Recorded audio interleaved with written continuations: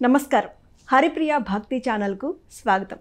ఈరోజు మనతో పాటు హిమాలయ యోగి శ్రీ స్వామి సిద్ధయోగి ఆయన ఉన్నారు. అసలు అఘోరాల గురించి ఆయన మాటల్లోనే విందాం. అసలు అఘోరాలు ఎలా ఉంటారు, ఎక్కడ ఉంటారు, వారి సాంప్రదాయం ఎలా ఉంటుంది, ఇలాంటి విషయాలన్నింటినీ కూడా ఆయనతోనే మాట్లాడి తెలుసుకుందాం.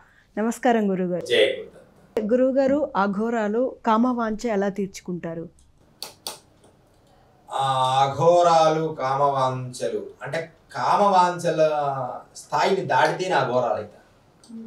కామవాంఛల తీర్చుకునే దానిక అసలు దాని మీద తీర్చుకోవాలని కామవాంఛన అనేది సహజంగా ఇప్పుడు మలము అఘోరాల దృష్టిలో మలము, మూత్రము, జిహ్వము, ఎంగిలి, చెమట ఇవన్నీ ఒకటే భావన.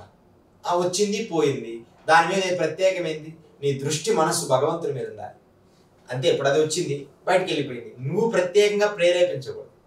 అది వచ్చేటప్పుడు వస్తుంది. ఇప్పుడు ఒక పుష్పానికి చెట్టు, పండు, ఫలము, పుష్పము, కాయ, అది మాయి, పండు రాలే ఎలా పడతాయో మనిషి హ్యూమన్ బాడీలో సహజంగా ఉత్ప్రేరణ పొందేవి పొందుతాయి. కానీ వాటి మీద ఫోకస్ ఉండకూడదు, వాటికి బానిస కాకూడదు. దాని పని అది చేస్తుంటది, నీ పని నువ్వు సాధన చేసుకోవాలి. ఇలా ఉంటారు అఘోర సాంప్రదాయం. దాని మీద ఫోకస్ ఏమి ఉండదు, ప్రత్యేకంగా కామవాంఛ తీర్చుకోవాలనే ప్రత్యేకం ఉండదు. అని వారి వారి స్థాయిని బట్టి వారి వారి విధి విధానాల్లో ఉంటుంది. మూడు దశల వరకు అంటే 3 దీక్షల వరకు. 4వ దీక్ష కూడా ఉంటుంది కొద్దిగా. 5వ దీక్షలో ఉండదు, ఇక కామవాంఛ తగ్గిపోద్ది. 4వ దీక్ష నుంచే తగ్గిపోద్ది. ఓకే గురుగారు, అఘోరాలకు ఎలాంటి శక్తులు ఉంటాయంటే ఏదైనా చేయగలరా, దేనైనా సాధించగలరా? వారి వారి స్థాయిని బట్టి అష్టాంగ యోగ శక్తులు పొంది ఉంటే వారు గాల్లో తేలగలరు, జలం మీద తర్వాత దీని గురించి ఒక కథ ఉంది. ఎడ్రన్ ఎవరో మన ఎవరెస్ట్ శిఖరాన్ని ఎక్కారనమాట. ఎవరెస్ట్ శిఖరాన్ని ఎక్కారు ఆయన హిలరియన్ ఏదో ఉంది ఆయన పేరు. ఆయన కైలాస అదే మన టిబెట్ పర్వతాల నుంచి కిందికి వచ్చాడు. కాశీ వారణాసిలో ఒకసారి వచ్చాడు. ఈ ఎవరెస్ట్ శిఖరం ఎక్కిన వారణాసిలో ఒక పడవలో ఉన్నారు. ఒక అఘోరి బాబా ఉన్నారు. ఆయన్ను నేను మీరు ఎంత గొప్పతనం ఏందని, మీరు అఘోర సంపద అంటే నేను చాలా గొప్ప, నదిలో వస్తున్నాను అక్కడి నుంచి. నదిలో ఎన్నో జలపాతాలు ఎన్నో దాటుకుంటే ఈ పడవలో వస్తున్నాను నేను అని చెప్తాను. ఓహో అవునా అన్నాడు.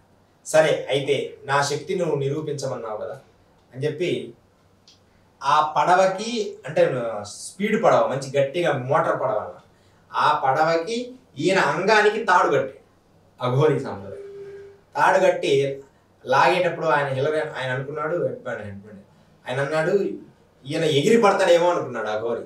ఆ 5 నిమిషాలు ఆ పడవ ఆపాడు. మోటార్ బోర్డుతో ఎంత లాగినా ఆయన రాలే. అంగంతో ఇప్పుడు మూడేశాడు అంతే, అంగంతో ఆపేశాడు. అంత పవర్స్ ఉంటాయి అఘోరులకి.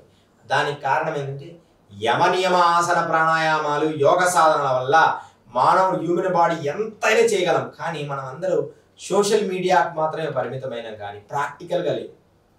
ఇప్పుడు ఎంత స్థాయి అయినా ఉండని, నాకు ఎంత సమయమైనా ఉండని, మార్నింగ్ పూట లేచి అంత శివుడికి పూజ చేసుకోవడం, అంత దత్తాత్రేయ స్వామికి పూజ చేసుకోవడం, అంత అంటే సమయం మంత్ర సాధన చేసుకోవడం, యోగ సాధన చేసుకోవడం, యోగ విద్యను మనం ప్రాక్టీస్ చేయడం అనేది చాలా అవసరం. నువ్వు ఎంత స్థాయి గల వాళ్ళైనా అది మనం ఎప్పుడు చేయలేదో అప్పుడు ఆటోమేటిక్గా హ్యూమన్ బాడీ ఎనర్జీలు తగ్గిపోతాయి.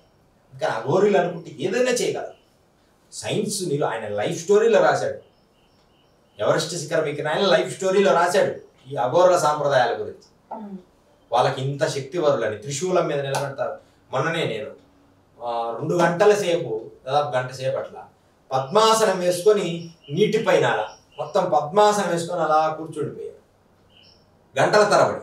అసలు నిద్ర కూడా పోయేవాడిని. అంత స్థాయి ఎలా వచ్చిందంటే యోగ విద్య వల్ల వస్తుంది. చాలామంది నీళ్ళ మీద తేలుతున్నారు, అలాగా పద్మాసనం వేసుకొని కూర్చోవాలి. ఇదంతా కూడా అఘోర సాంప్రదాయ విద్యలో అఘోరాలకు ఇంత దైవశక్తి ఉంటుంది.